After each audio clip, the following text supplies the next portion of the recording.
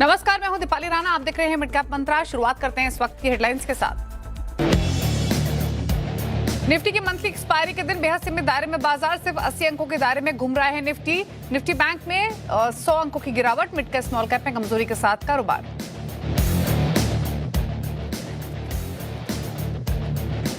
Metal IT auto share बना रहे हैं आज बाजार में दबाव। डिफेंस शेयरों में कमजोरी, हालांकि सरकारी बैंक कैपिटल मार्केट स्टॉक्स में रौनक।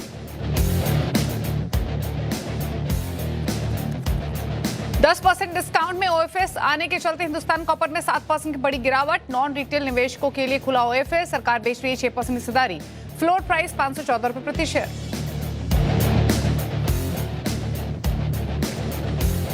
फर्टिलाइजर शेयरों में जोरदार एक्शन। फैक्ट 16% ऊपर। मद्रास फर्टिलाइजर्स, आरसीएफ, एनएफएल भी 7% तक ऊपर। रूसी राष्ट्रपति पुतिन के भारत को फर्टिलाइजर सप्लाई बढ़ाने के भरोसे के बाद बढ़ा जोश। सीसीए की बैठक में बुलेट ट्रेन कॉरिडोर की बढ़ी लागत को मिल सकती है मंजूरी। Mumbai Ahmedabad high speed rail corridor की लागत 83% बढ़ने का अनुमान। आवाज की एक्सक्लूसिव खबर।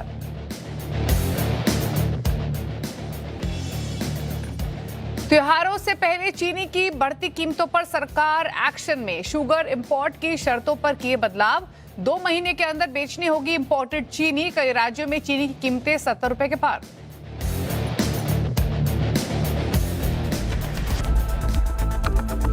नमस्कार, आप देख रहे हैं मिड कैप मंत्रा और फटाफट से मार्केट के एक्शन पर नजरें डालेंगे, स्ट्रैटेजीज को समझने की कोशिश करेंगे। निर्मल बंक की स्वाति हुडकर हमारे साथ ऑलरेडी मौजूद भी हैं। लेकिन पहले लेकर आते हैं समय का बाजार का हाल आपकी स्क्रीन पर। और बाजार का मूड थोड़ा सुस्त है, थोड़ा लैक लस्टर है। हालांकि स्टॉक स्पेसिफिक एक्शन क्लियरली आज के मार्केट में भी देखने को मिल रहा है। सबसे पहले लेकर आते हैं निफ्टी, बैंक निफ्टी और बाकी इंडाइसेस आपकी स्क्रीन पर। निफ्टी दायरे में ट्रेड करते हुए दिखाई दे रहा है और इस समय 1/4% नीचे कारोबार कर रहा है, 24,157। और इनफैक्ट अगर आप पिछले कई सेशंस देखेंगे पिछले 2 महीने से, खासतौर से निफ्टी इसी रेंज में रहा है, 24,000, 24,200 मेजरली इसी दायरे के आसपास घूमता हुआ दिखाई दिया है। निफ्टी बैंक भी सुस्त है, यहाँ 100 अंकों के आसपास से कमजोरी देखने को मिल रही है। 1/4% नीचे यहाँ भी है, तो यहाँ भी नेगेटिव साइड पर सुस्ती के साथ ट्रेड होते हुए दिखाई देगा। क्लियरली लेकर आते हैं मिड कैप और स्मॉल कैप आपकी स्क्रीन पर, तो वहां भी सिमिलर मूव्स देखने को मिल रहे हैं। मिड कैप स्मॉल कैप्स में भी इस समय दायरे में ट्रेड होते हुए मिड कैप फ्लैट ट्रेड कर रहे हैं नेगेटिव बायस के साथ।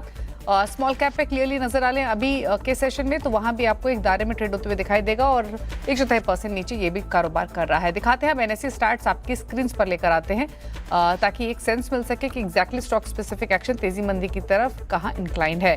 तो डेफिनेटली मूड बेयरिश है। 1886 स्टॉक से जो कि गिरकर ट्रेड कर रहे हैं, 1360 स्टॉक से जो कि बढ़कर कर रहे हैं कारोबार। अब सेक्टर और स्टॉक हीट मैप आपकी स्क्रीन पर लेकर आते हैं, नजर डालते हैं सबसे पहले सेक्टोरल हीट मैप पर। और आज के सेशन में बहुत ही सिलेक्ट पॉकेट से जहां पर बाइंग देखने को मिल रही है, अदरवाइज मूड माहौल नेगेटिव साइड पर ही है।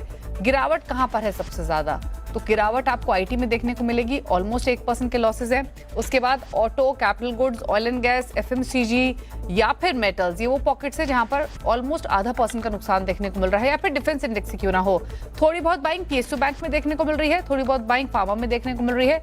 रियल्टी फ्लैट ट्रेड कर रहा है आज के सेशन में। अब दिखाते हैं क्विकली सेक्टर हीट के बाद स्टॉक हीट मैप आपकी स्क्रीन पर। कौन से वो स्टॉक्स हैं जो कि आज तेजी मंदी की तरफ पार्टिसिपेट कर रहे हैं निफ्टी कॉन्स्टिट्यूएंट्स में प्रिसाइसली।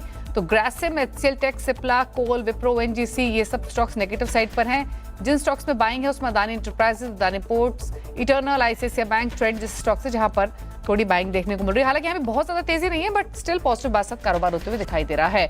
अब लेते हैं स्ट्रैटेजीज। हमारे साथ स्वाति हुडकर मौजूद है। स्वाति, इंडेक्स लेवल पर क्या राय रहेगी till market closing?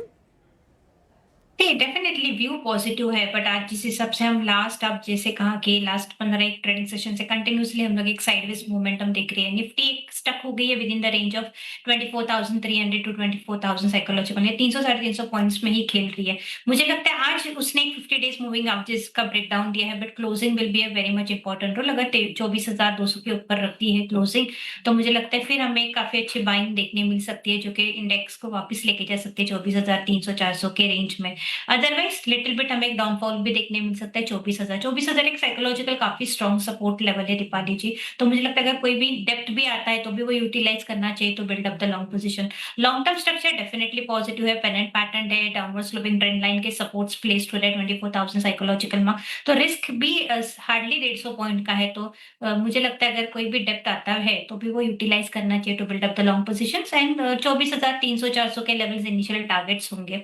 Bank Nifty की बात करो, bank Nifty little bit weak है कंपेयर टू निफ्टी के। इसमें देखा हम देख रहे हैं कि बैंक निफ्टी ने 20 डीएमए के ऊपर नीचे ट्रेड कर रहा है एंड 57,000 साइकोलॉजिकल मार्क के आजू बाजू ये सपोर्ट लेते हुए हमें नजर आएगा।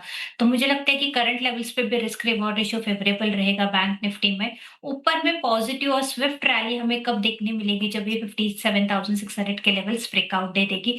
तब तक थोड़ा साइडवेज मोमेंटम देखने मिल सकता है। ये बाय ऑन डीप मार्केट है, मुझे लगता है कि थोड़ा वेट एंड वॉच पॉलिसी अपनानी चाहिए। अगर कोई भी डेप्थ आता है तो बाइंग पोजीशंस बनानी चाहिए, क्योंकि मार्केट में बुल और बेयर में काफी टग ऑफ वॉर चल रहा है एंड सेक्टोरियल रोटेशन हमें काफी अच्छी देखने मिलते हैं। तो ये स्टॉक स्पेसिफिक मार्केट है रादर देन कॉन्सेंट्रेटिंग और निफ्टी और बैंक निफ्टी में कहूंगी कि स्टॉक स्पेसिफिक ट्रेड लीजिएगा and play with the strict stop loss.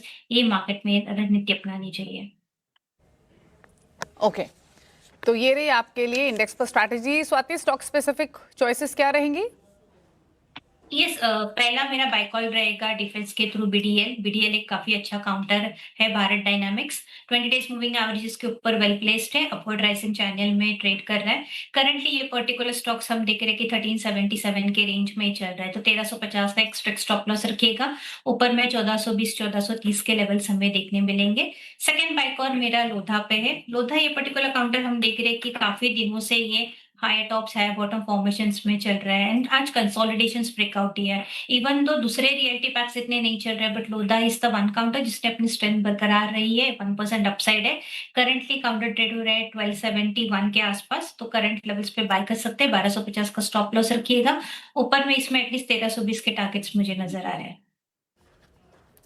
Okay, तो ये रही आपके लिए स्टॉक स्पेसिफिक स्ट्रैटेजीज स्वाति की तरफ से, जहां पर पोजीशंस बना सकते हैं। लोधा डेवलपर्स एक स्टॉक जहां पर खरीदारी की सलाह है, 1268 पर ही ट्रेड करते हुए दिखाई दे रहा है आज के सेशन में। हालांकि आज इंडेक्स लेवल पर भले ही रेंज बाउंड मोमेंटम हो, लेकिन स्टॉक स्पेसिफिक एक्शन इंटैक्ट है। एक स्टॉक लेकर आते हैं आपकी स्क्रीन पर, पेटीएम का। क्या शानदार मूव इसमें देखने को मिला है पिछले कुछ मिनटों में, और अभी दिन के ऊपरी स्तरों पर पेटीएम का स्टॉक ट्रेड कर रहा है। क्विकली इस पर राय लेते हैं और उसके बाद कुछ आगे खबरों की तरफ बढ़ेंगे। स्वाति, एक बार देखिए क्विकली स्टॉक को 3.5% ऊपर ट्रेड करते हुए एक शानदार मूव पिछले कुछ मिनटों में। सिपाली जी व्यू पॉजिटिव है, शानदार लेवल्स पे ट्रेड कर रहा है। 52 वीक हाइज नए कोट किए हैं। मुझे लगता है ये रैली एक्सटेंड होगी एटलीस्ट 1750 के लेवल्स तक। तो जिनके पास भी लॉन्ग पोजीशन है डेफिनेटली बने रहना चाहिए।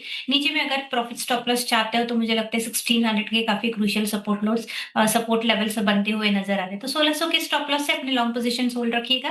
पहले टारगेट रहेंगे 1700, देन 1740 के लेवल्स।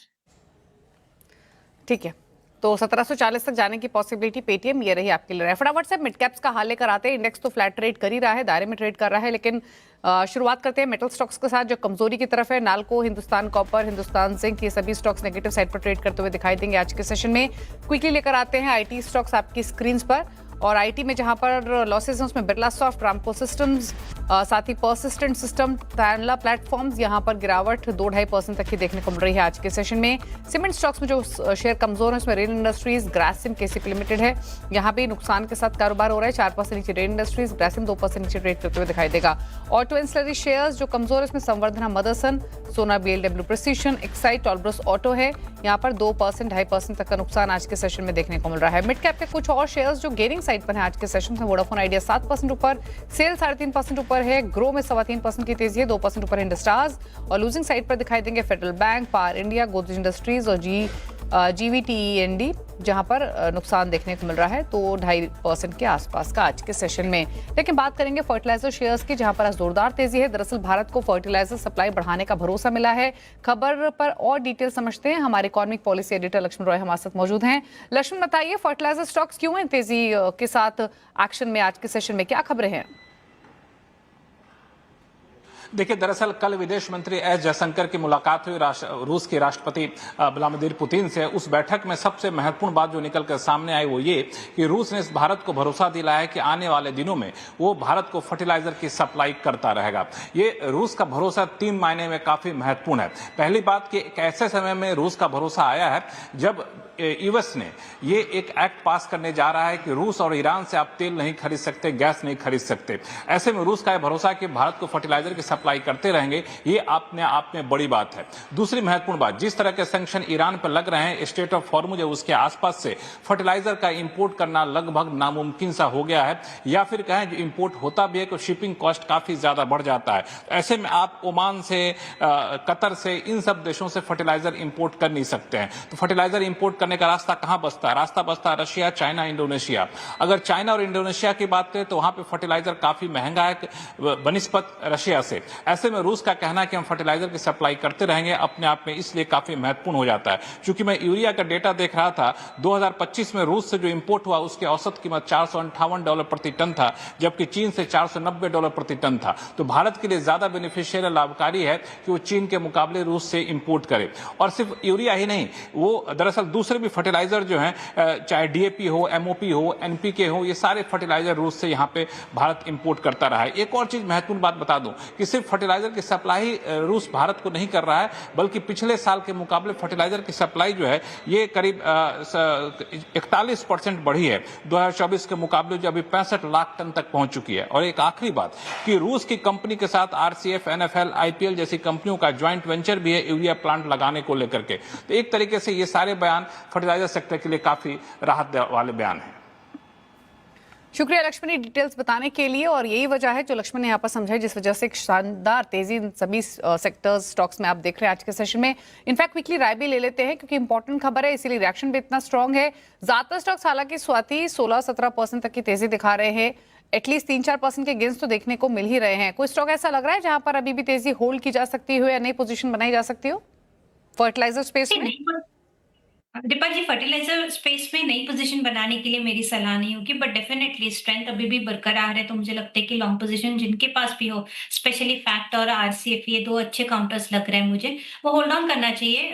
फैक्ट की अगर बात कर तो ये 950 तक ये रैली कंटिन्यू कर सकते हैं, तो जिनके पास भी लॉन्ग पोजीशन से बने रखिएगा 890 के प्रॉफिट स्टॉप लॉस से। आरसीएफ करंट लेवल्स पे थोड़ा होल्ड, हमें साइडवेज मोमेंटम रैली देखने मिलेगा। फ्रेश लॉन्ग इनिशिएट भी करना है तो मुझे लगता है 120 के बाय ऑन डीप स्ट्रेटेजी अपनानी चाहिए, not at the current level, but इसमें क्षमता है कि ये रैली कंटिन्यूड रहेगा एटलीस्ट 132 टू 135 के लेवल्स पे। तो ये 2 काउंटर है जो वॉच लिस्ट में होने चाहिए।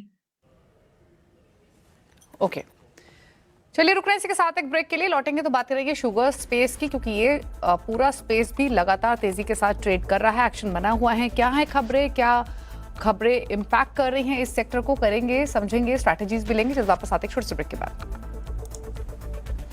आप देख रहे हैं मिड कैप मंत्रा और अब बात करते हैं शुगर सेक्टर की। दरअसल मुंबई और कोलकाता में चीनी की कीमतें 70 रुपए किलो के पार पहुंच गई हैं। चीनी के इंपोर्ट का फायदा ग्राहकों को तुरंत मिल सके, इसके लिए सरकार ने चीनी आयात की शर्तों में बदलाव किया है। क्या है बदलाव, बता रहे हैं हमारे संवाददाता सिमन चंदा। देखिए, घरेलू बाजार में, होलसेल बाजार में चीनी की कीमतों में कमी देखने को मिल रही है, लेकिन अभी इसका फायदा रिटेलर्स को नहीं मिल रहा है। अगर मैं बात करूं दिल्ली और मुंबई और कोलकाता की, तो कीमतें 70 रुपए के पार ऑलरेडी पहुंच गई हैं। हालांकि जो इंडस्ट्री है उसने ये दावा किया कि चीनी की कोई भी कमी नहीं है और स्पेकुलेशन और होर्डिंग के चलते ही कीमतें बढ़ रही हैं, लेकिन सरकार इसमें लगातार काम कर रही है। सरकार ने 10 लाख टन चीनी आयात को मंजूरी दी थी। अब सरकार चाहती है कि वो चीनी जल्दी से जल्दी ग्राहकों को मिले। इसके लिए सरकार ने कुछ इंपोर्ट की जो शर्तें हैं उसके अंदर कुछ बदलाव भी किया है। सरकार ने कहा कि जो भी इंपोर्टर्स हैं वो चीनी लाने की तैयारी कर रहे हैं, वो 2 महीने के अंदर अंदर ये चीनी लेकर के आएंगे। उसको जब भी चीनी देश के अंदर आती है उसको 2 महीने के अंदर ही उसको प्रोसेस कर लेंगे, क्योंकि ये सरकार ने रॉ शुगर इंपोर्ट को मंजूरी दी है। तो 2 महीने के अंदर ही उनको उसको प्रोसेस करना पड़ेगा और 2 महीने के अंदर ही उसको बेचना पड़ेगा। सरकार ये चाहती है कि जो इंपोर्टर्स है वो जल्दी से जल्दी चीनी बेच ले, ताकि घरेलू बाजार में चीनी की कीमतें काबू कर रखने में मदद मिले। और इसके साथ साथ जो मिलर्स हैं वो भी 15 अक्टूबर से ही चीनी की पेराई की शुरुआत कर देंगे। तो उम्मीद है कि आने वाले दिनों में चीनी के दामों में थोड़ी कमी आपको देखने को मिलेगी। शुक्रिया आपका असीम, ये डिटेल्स बताने के लिए। तो ये खबर इंपॉर्टेंट शुगर स्पेस और कंज्यूमर पर्सपेक्टिव से। एक ब्रेक के लिए रुक रहे हैं, तो वापस आते हैं। आप देख रहे हैं मिड कैप मंत्रा और अब बात करेंगे फेडरल बैंक की। बाजार का फोकस आज फेडरल बैंक और जना स्मॉल फाइनेंस बैंक पर है। दोनों के बीच डील जल्द हो सकती है। डील पर फेडरल बैंक की सफाई भी जारी आई है। क्या सफाई जारी की गई है, क्या खबरें हैं, सब समझते हैं। हमारे साथ है CNBC TV 18 के सुदर्शन, बताइए एग्जैक्टली क्या बज पहले मार्केट में और उसके बाद क्या क्लैरिफिकेशन बैंक की तरफ से आया है? तो देखिए, बहुत जल्दी बैंकिंग स्पेस में आपको एक डील देखने को मिल सकता है और सोर्सेज के अनुसार हमें ये पता चल रहा है कि फेडरल बैंक और जना स्मॉल फाइनेंस बैंक के अगर जो डील की बात करें या टॉक्स की बात करें तो बहुत ही एडवांस स्टेज में है और डील के अंतर्गत Federal Bank controlling stake acquire कर सकती है जना स्मॉल फाइनेंस बैंक में। जना स्मॉल फाइनेंस बैंक के प्रमोटर का स्टेक अराउंड 17% रहा है अगर जो जून 30 तक की बात करें। और आगे अगर जो बात करें तो जुलाई में लास्ट मंथ ही जना स्मॉल फाइनेंस बैंक ने बोला था कि एक बार प्रमोटर जो कि जना होल्डिंग्स है उनका स्टेक 9.99% से नीचे आ जाता है तो वो रिक्लासिफाई करेंगे फ्रॉम प्रमोटर कैटेगरी से वो पब्लिक कैटेगरी क्लासिफाई करना चाहेंगे। और अगर जो आप कारण जानना चाहें कि प्रमोटर क्यों पेयर करना चाहता है अपना स्टेक तो उसका मेन रीजन है TPG एशिया का 700 करोड़ रुपए ये इनका लोन है, उधार है जना स्मॉल फाइनेंस बैंक के प्रमोटर जो है जना होल्डिंग्स का। अब उन्होंने एग्रीमेंट साइन किया, उसका जो ड्यू डेट था वो जून 30 था, लेकिन अब जो न्यू एग्रीमेंट के बाद वो TPG एशिया ने रोल ओवर कर दिया। उसके बाद इनको टाइम मिल गया अपना स्टेक कम करने का। अगर जो फेडरल बैंक की बात करें तो जस्ट कुछ दिन पहले बोर्ड ने अप्रूव किया है वो $500 मिलियन रेज करेंगे बॉन्ड के थ्रू और ये पता चला कि हो सकता है उसको वो जो प्रोसीड्स है वो यूज करे Federal Bank to acquire controlling stake Jana Small Finance Bank में। अब हमने दोनों को लिखा था, फेडरल बैंक ने क्लैरिफिकेशन इशू किया एक्सचेंज में। उन्होंने बोला है कि ग्रोथ और एक्सपेंशन के लिए वो ये इवैल्यूएट करते रहते हैं अपॉर्चुनिटी, लेकिन अभी इस पॉइंट पे कोई भी ऐसा मटेरियल डिस्क्लोजर नहीं है जो कि वो एक्सचेंजेस को बता सके, लेकिन उन्होंने डिनाई नहीं किया है। अगर जना स्मॉल फाइनेंस की बात करें हम अभी भी अवेट कर रहे हैं उनका रेस्पॉन्स का, लेकिन एक लाइन में अगर जो बात बोला जाए दोनों के बीच में टॉक्स जो है एडवांस स्टेज में है, हमें ये डील सुनने को बहुत जल्दी मिल सकता है। शुक्रिया आपका सुदर्शन ये डिटेल बताने के लिए। तो डेफिनेटली फोकस में दोनों ही बैंक स्टॉक्स बने रहेंगे और इंपॉर्टेंट खबर रहेगी दोनों ही बैंक के पर्सपेक्टिव से। Well thank you Sudarshan. और आगे बढ़ते हुए क्लाइंट भवन का अपडेट लेकर आते हैं। सत्य प्रति फिनमार्ट के हरीश जुजारे, IDBI कैपिटल के देवेन मेहता और प्रूडेंट कॉर्पोरेट के प्रदीप खुरचंदानी के बीच मुकाबला चल रहा है। दिखाते हैं फटाफट से रिटर्न की स्थिति आपकी स्क्रीन पर। लीड कर रहे हैं देवेन मेहता 4% रिटर्न के साथ, प्रदीप का पोर्टफोलियो 1.5% रिटर्न दे रहा है। इसी के साथ एक ब्रेक उस पर आप देखें न्यूयॉर्क कंपनी, जहां हम बातचीत करेंगे CCL प्रोडक्ट्स के CEO प्रवीण जयपुरियार से। एक छोटे से ब्रेक के बाद न्यूयॉर्क कंपनी में। नमस्कार।